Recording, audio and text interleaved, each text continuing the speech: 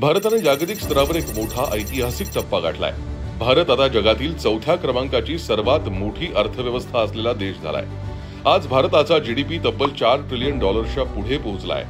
जागतिक स्तरावर चौथ्या क्रमांकाची अर्थव्यवस्था म्हणून उदयास येणं हे संपूर्ण देशाच्या सामूहिक प्रयत्नांचं, पंतप्रधान माननीय श्री नरेंद्र मोदीजींच्या नेतृत्वाच्या दूरदृष्टीचं आणि जनतेच्या मेहनतीचं फलित आहे। नीती आयोगाचे सीईओ BVR सुब्रमण्यम यांनी ही महत्त्वाची घोषणा केली आहे। भारताच्या या जागतिक पातळीवर झालेल्या विकासामध्ये आज महत्त्वाचा वाटा महाराष्ट्राने उचललाय। 2022 साली महायुती सरकार राज्यात अस्तित्वात आलं आणि मुख्यमंत्री पदाची धुरा एकनाथ शिंदे साहेबांनी हाती घेतली। तेव्हापासूनच केंद्राच्या पावलावर पाऊल टाकत महाराष्ट्राची विकास यात्रा सुरू झाली।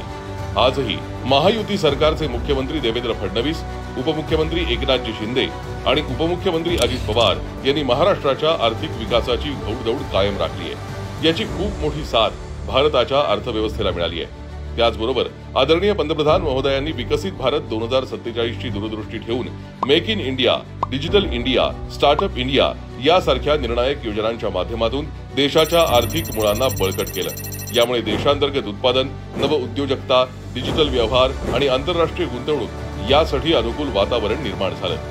तर अर्थमंत्री माननीय निर्मला सीतारामन यांनी अत्यंत नियोजनबद्धपणे नियमित अर्थसंकल्प मांडत कर प्रणालीतील सुधारणा, पायाभूत सुविधा वाढवण्यासाठी मोठ्या प्रमाणावर गुंतवणूक आणि उद्योग व्यवसायांना चालना देणारी धोरणं राबवली। कोरोना काळातही देशाच्या अर्थव्यवस्थेला गती देत भारताला स्थैर्य आणि प्रगतीच्या मार्गावर ठेवण्यात त्यांचं योगदान मोठं आहे। एकेकाळी परावलंबी देश म्हणून ओळखल्या जाणाऱ्या आपल्या भारतानं अनेक विकसित राष्ट्रांना मागे टाकत मोठी आर्थिक झेप घेतली आहे। ही बाब आपल्या प्रत्येक भारतीयासाठी प्रेरणादायी आणि गौरवाची आहे।